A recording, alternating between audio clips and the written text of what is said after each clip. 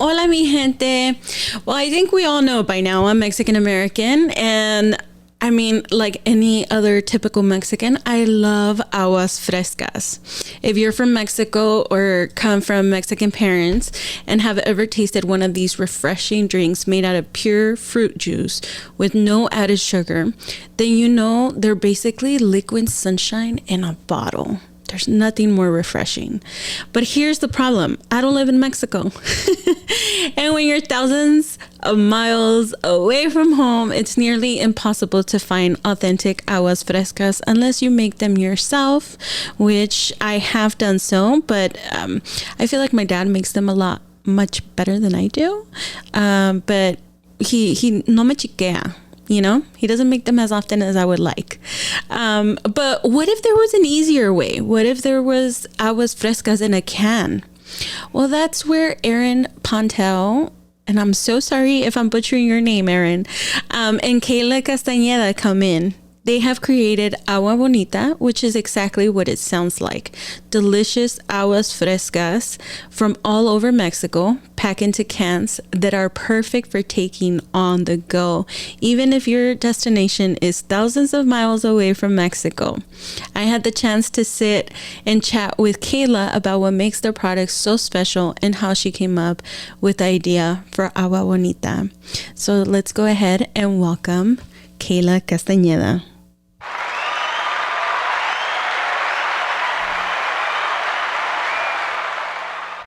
Thank you so much for joining us, Kayla. Thanks so much for having me. I'm really excited today. Yes. Okay, girl, I am in love with Agua Bonita. Like, how has this not been something that has been done before? I'm like, that is exactly what I thought when we started it, because I was just like, how can I not have aguas frescas like whenever I want? Besides having to make them, and like even when you buy one fresh from the store, you know, it's like you can't keep it in the fridge forever. no. But like, why hasn't this been done already? Yes, I have to say my personal favorite, I was able to find them. I did have to go to several Sprouts in San Diego. I am in San Diego. And either they didn't have them or they were out of stock. But I was able to grab my hands on pineapple, cucumber, and hibiscus, which is Jamaica y piña. Loved it. I was like, oh my God, I want more. So now I feel like, you know, I need to reorder them on your website so I can have them on hand always. Yeah, well, actually, pretty soon you'll be able to get us in a lot of places in Southern California. You'll be able to get us at all the Whole Foods down there, at Targets in the region, and like some 7-Elevens. We are growing a lot in the next couple months. So congratulations. You deserve it. You deserve it. I am mostly looking forward to that, especially Target. I'm always at Target, girl. Every other day. Ya hasta me conocen. I've been always at Target. Yes.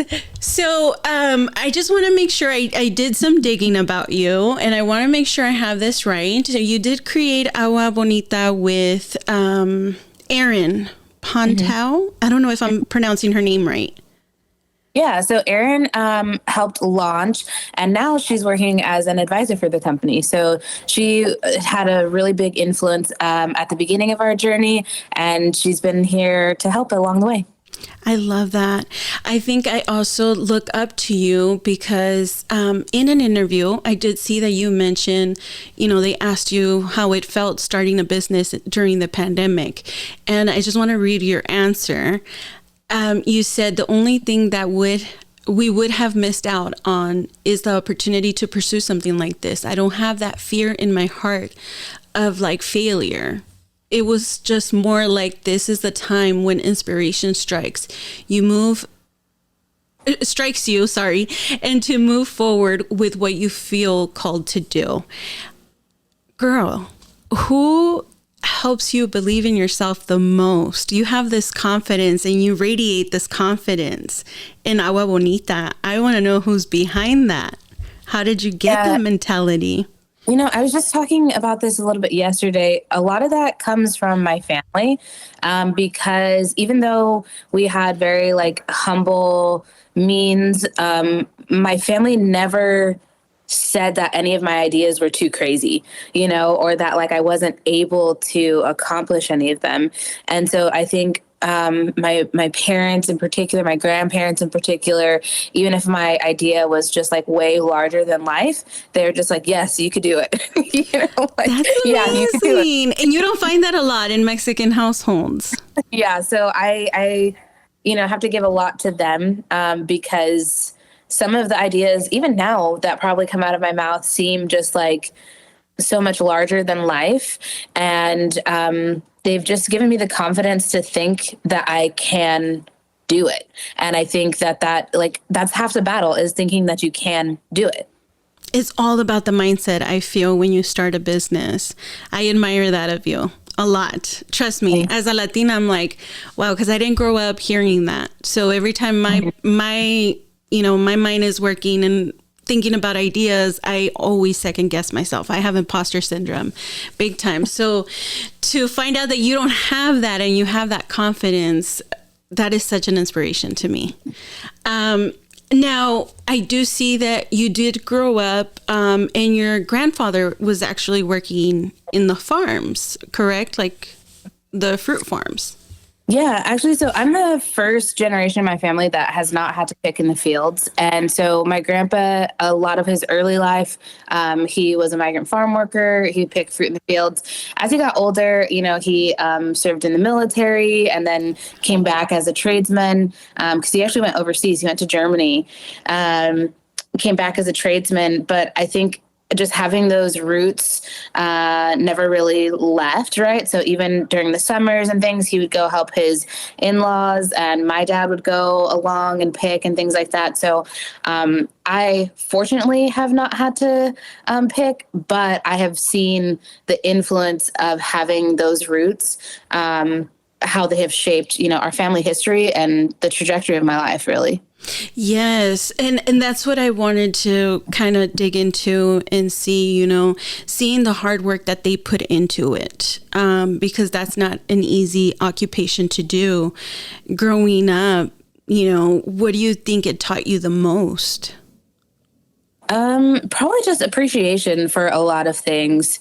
Because there's been some times where, we weren't just like in the best of financial situations, or, the concept of stability was just like not one that, we fully had a good grasp on.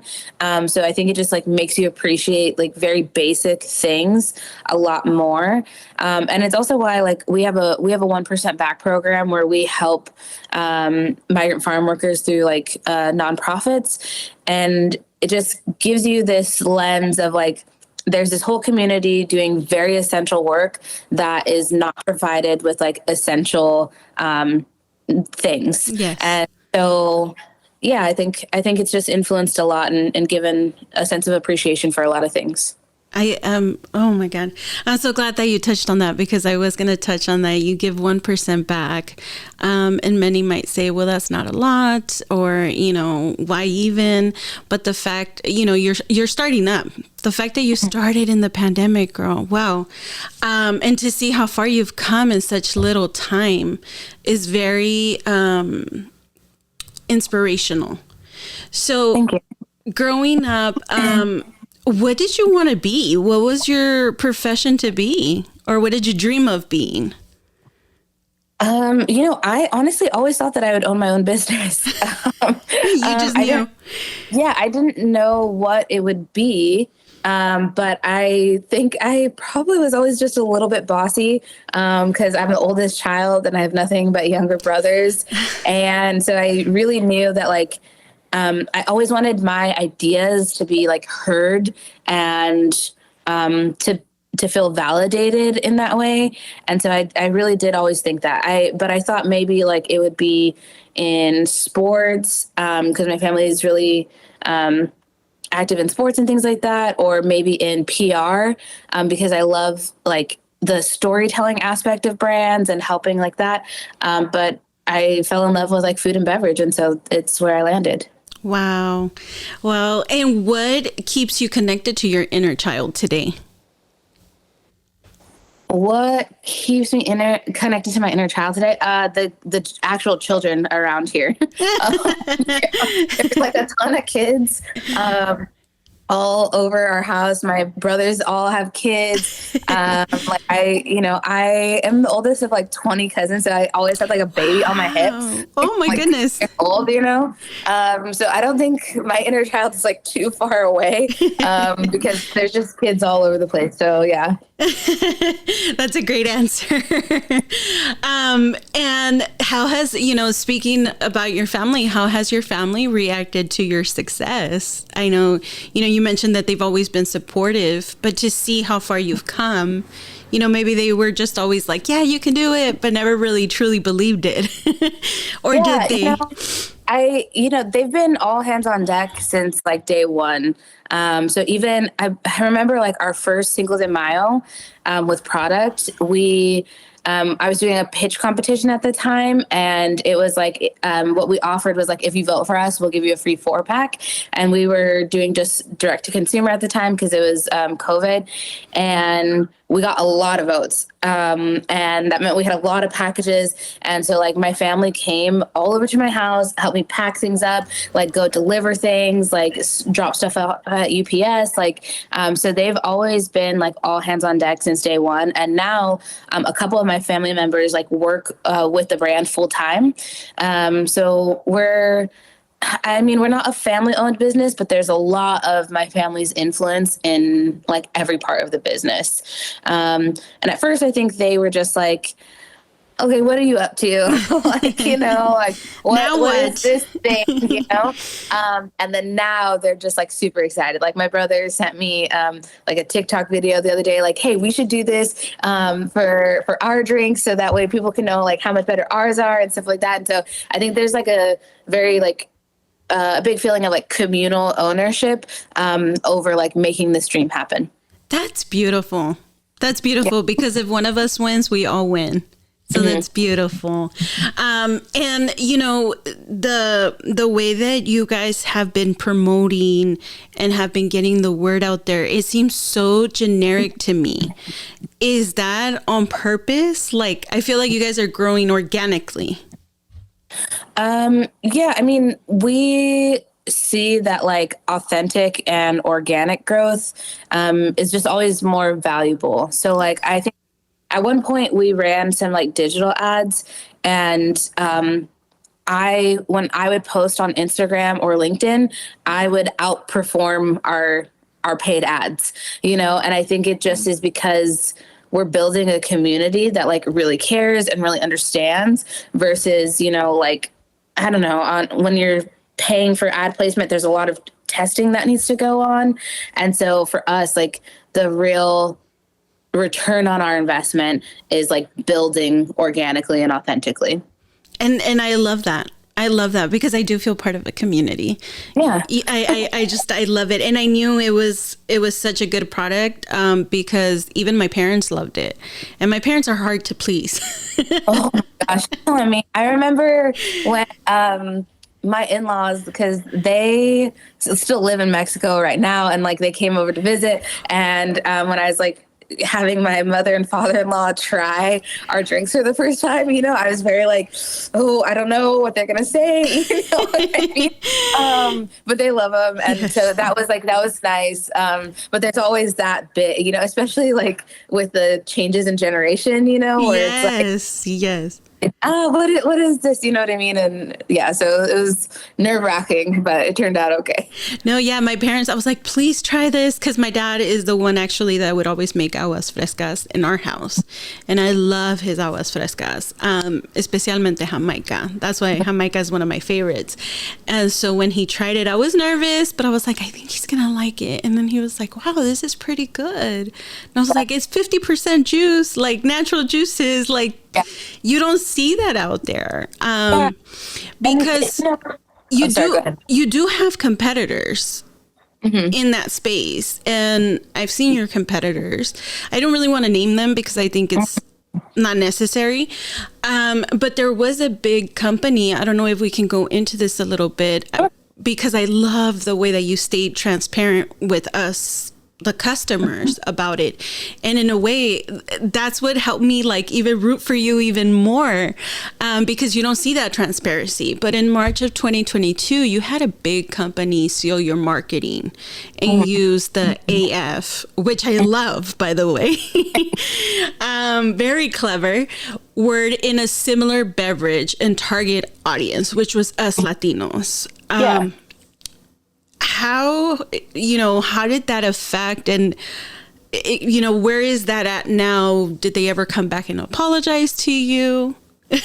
No, I mean, at the time, I think it was a little jarring, you hear about it happening all the time, but then when it's like really happening to you, the first reaction is just like, okay, how do I handle this? And I think a lot of business owners tend to not address it because they're scared of the backlash that could come from that, which is definitely something that I thought about. But I also just thought about like, how can I sit here and just let them do that and not say anything about it? Like, like I'm not a punk, you know what I mean? Like, and let me say something, and just, tell our side of things. And it helped us because we were able to like spread our platform a bit wider and get more eyes on the brand. And I think also like it helped, just show the contrast in the type of product that we are putting out. Like, it's a lot of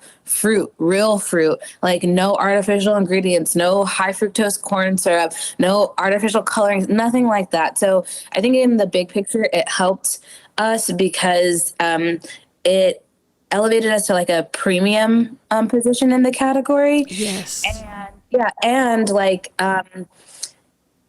And we just were able to now talk to some consumers that maybe have heard of their version, and we're able to come in and be like, yeah, but now look at this, like that's so much better than that, So I think it helped validate the category. And like, it's like there's that saying that flattery, or like what is it, like when someone copies you, it's like it's a flattery.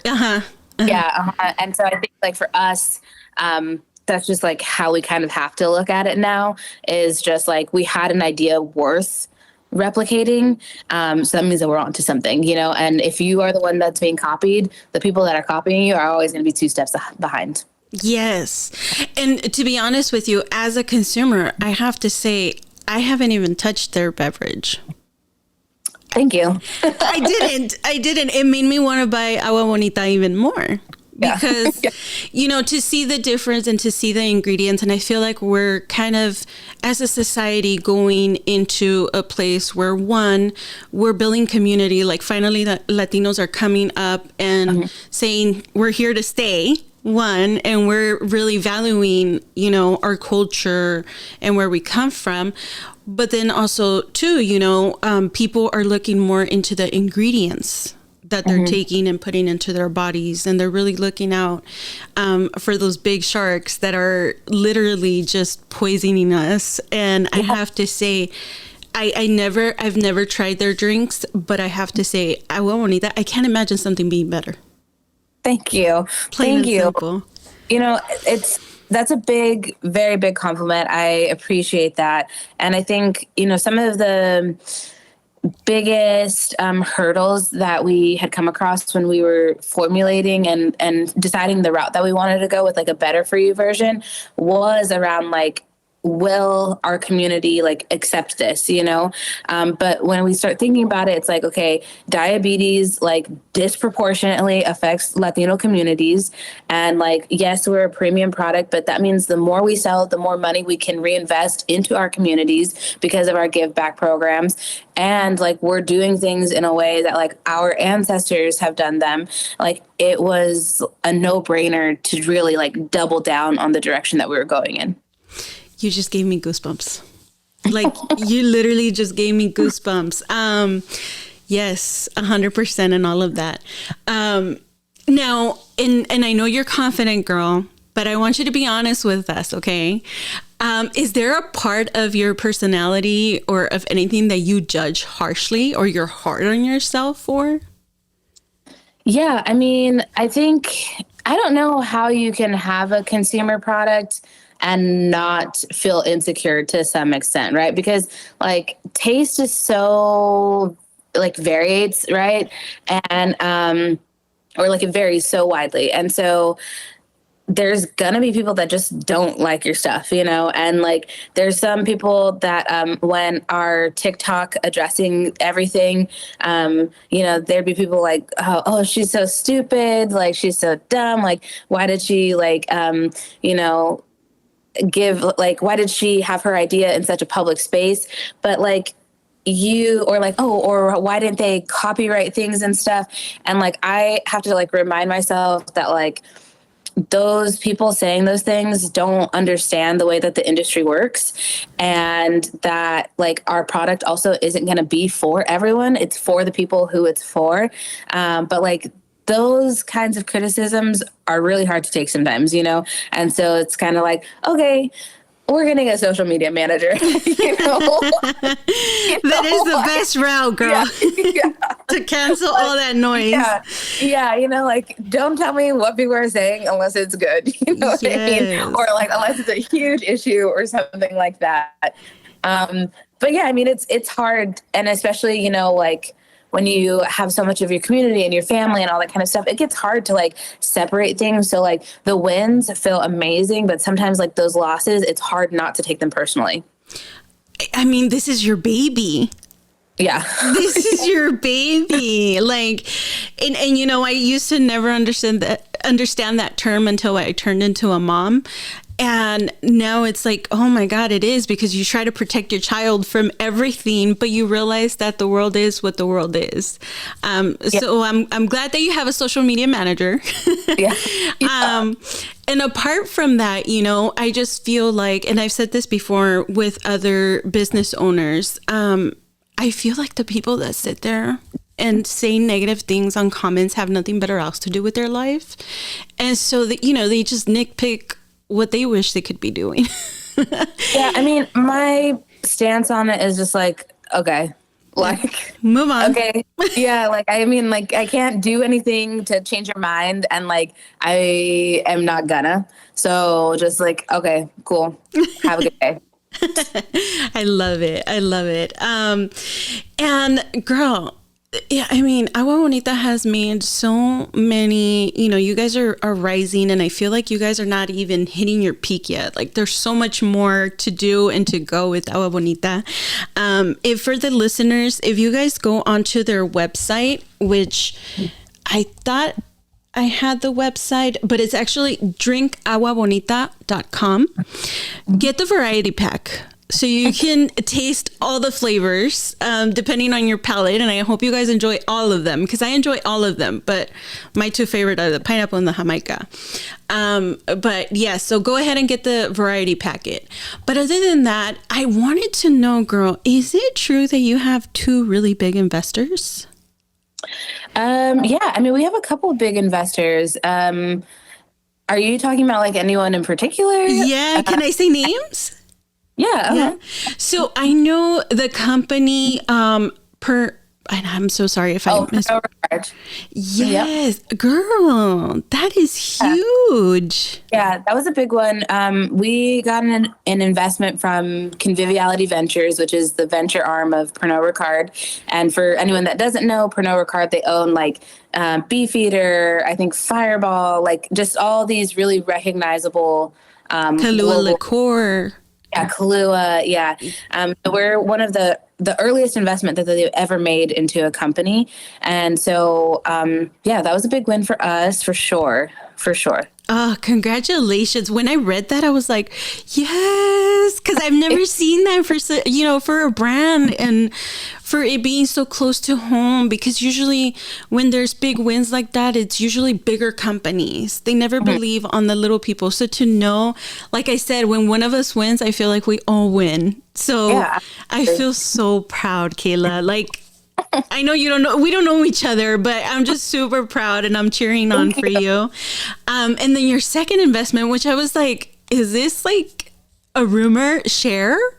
Oh yeah, she has invested. Yeah, I know it sounds fairly random. Yes. And we got connected in just like a a friend of an advisor of a friend, it's kind of funny how things work out. But I think like when I think about like, well, she's iconic. Like she's literally a living legend. She is like timeless and she's still like hip and with it. And she's always been outspoken about like women's rights and just like being, this champion for women. Like I love her quote about like, I don't need to marry a rich man. Like I am a rich man, Yes. Yeah. And so it makes it feel like it's a good fit. Yes. So I read that and I was just like, wow, I'm so happy to have been, one of the first people to buy agua fresca. Oh, we got disconnected. Sorry, we got disconnected. So when I saw that, I was like, oh my God, I'm so proud to have been one of the first ones to have bought agua fresca. Like I bought that. Agua Bonita. So yes, in the future, you already mentioned, you Target, 7-Elevens, Whole Foods, but where do you see Agua Bonita going? Honestly, I want Agua Bonita to be the leading, like, better for you beverage brand in the world. I think that we're in a space that is ripe for innovation. And, we have a lot of near and dear Hispanic brands, right? Like Jumex, Jarritos, all of those kinds of things. But, you kind of have to grow with the times, and we're getting like 1 in 4 Gen Zs right now are Latino, and Latinos are the largest and youngest cohort.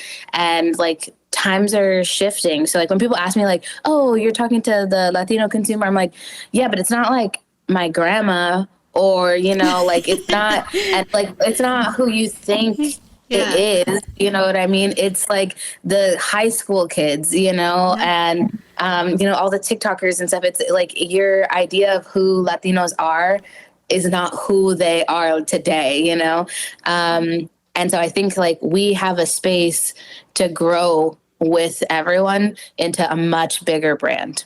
Wow. Well, I'm rooting for you, Kayla. I really am. I'm very proud of you. I'm very proud, that this is a brand that is truly Mexican American. And that's why I wanted to have you in my space, because I want people to go out and try it. I just don't want to post with a beverage and then think that I'm getting paid to sponsor. Yeah. I always try to be super transparent with my audience. I don't get paid for nothing, because I want to genuinely love a product. And if I don't love your product, then I wouldn't even speak on it. Mm-hmm. I don't want to speak bad about it. I just wouldn't speak on it. But Agua Bonita, I love it. Please keep going. I'm rooting for you. And I thank you so much for your time. Of course. Yeah. And thank you for all of your support. Hopefully you get to just witness us grow and grow and grow. But we're happy to be doing something that like for us means more than just like a drink on the shelf. I think it means so much more. And so, we don't get it right all the time, but I think we get it right a lot of the time, and we're doing our best.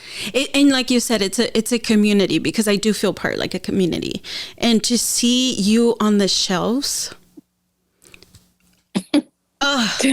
Like when I went to the first Sprouts that I found it, that I was like, oh my God, they do have it. It just goosebumps. Just goosebumps. I cannot wait to bawl my eyes out as I check out at Target with our can. I probably will too. I love it. And I wish you the best in your future endeavors. And I really thank you for your time, Kayla. Thank you so much. Thank you. All right. Bye. I want to hear your story, or I want to support your small business. To do so, please go ahead and visit embracingmymarkings.com. Thank you for tuning in.